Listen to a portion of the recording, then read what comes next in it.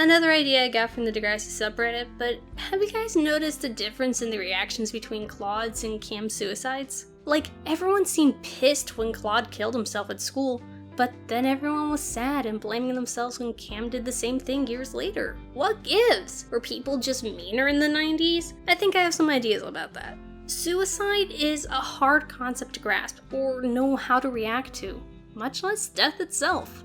But with accidental or fatalities caused by another person, there's a sort of it happens feel to it. Like no one could have really planned it or seen it coming. Mostly, it feels like the cruel twist of fate taking another soul too soon. You're hurt, but there's an overwhelming sense of that's life associated with it. That's not so suicide because the dead person chose it. They did plan their demise, even if those around them weren't privy to it beforehand. With suicide, the person to blame for the death is the dead person.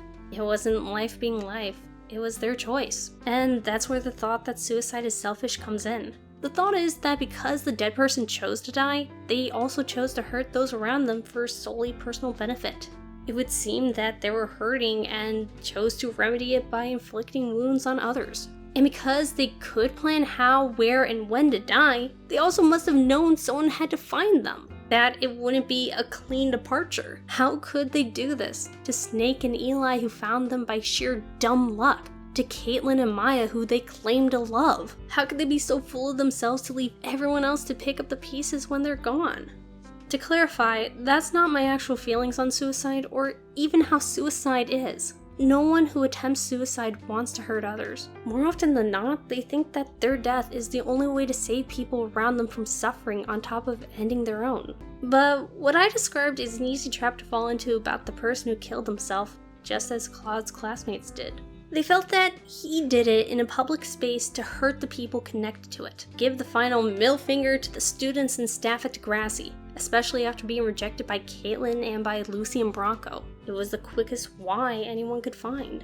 People have a natural inborn aversion to death. That, in part, makes understanding suicide difficult, because it would seem like an outrageous thing to want to die. Death is also a massively solemn topic, and more people would rather be far away from it as possible. But the students of Degrassi felt that Claude's death was forcing them to confront the uncomfortableness of death. That dark, seemingly contradictive to human nature desire to just disappear. With him killing himself in the school bathroom, they couldn't just turn their heads. The solemn uncomfortableness was a hallway down, and it was there because Claude chose to kill himself there. To many students, he could have and should have chosen anywhere else because by doing it at school, he dragged them into involvement. They were now connected and no one wanted it.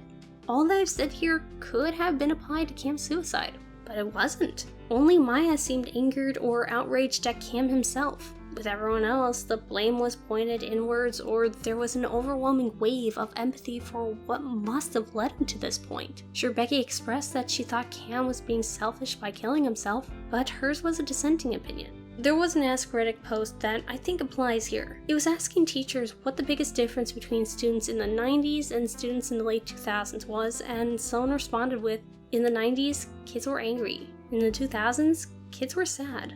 I think this altered mindset was captured in Degrassi's handling of the two suicides. With Claude, anger and wanting someone to blame was the instinct. But with Cam, it was empathy. Feeling regretful and mournful for the loss of life and trying to understand how someone comes to the conclusion he did. What sort of things make someone even consider such a choice? Understanding that no one wakes up and nonchalantly decides to die. And an understanding that if he was going to die, it was going to be somewhere, and there was no place that could have been considered better or kinder. That if Eli didn't find him, Jake or someone else would have. Someone had to find him, and it was still going to affect the school no matter where it happened. I think there's something to be said for the fact that suicide is better understood now. There's more awareness of it, and that it's not a light decision. Becky's is the less vocal view on it, and now we tend to ask what led to it rather than why'd they do this to her loved ones. It's no easier to deal with or grasp, especially on a personal level, but we are able to understand what they may have been going through before this point. It's not just something the crazy depressed emo kid does. Rational and normal looking people have suicidal thoughts and may attempt it. To many, wanting to die is still a foreign urge. But many of us now have the awareness that messed up events and mental states cause that urge, and people contemplating suicide need to be met with open arms, not disgust or rejection. Death and suicide are still very uncomfortable to discuss, but the conversations we have had since Claude's death have shaped how we respond to someone in his shoes today. Sure, not everyone responds to suicide or discussions of it with such empathy as displayed in the aftermath of Cam's death. I have seen rather seemingly heartless responses to talk about suicide even recently.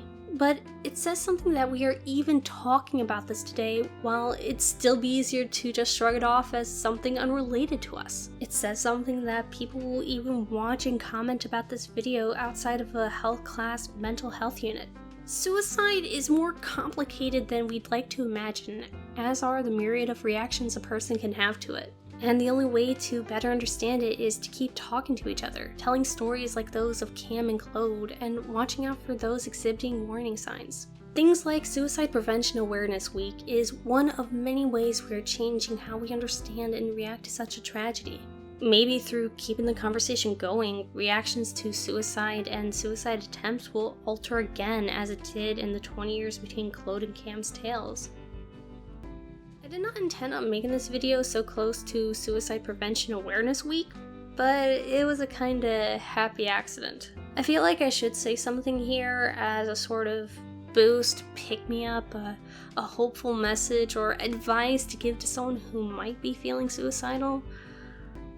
I'm not really qualified to do that. I guess the best I can really say is to talk to someone. Talk to someone you trust, or if you don't feel like you have someone like that, call a suicide hotline. There are a myriad of organizations out there trying to help someone in your shoes. And it does work for people. I mean, look at Ollie Thorne of Philosophy Tube, who called into the Samaritans and they literally saved his life. And if you know someone who is suicidal or who is exhibiting suicidal warning signs, feel free to talk to someone as well. You shouldn't have to go it alone either.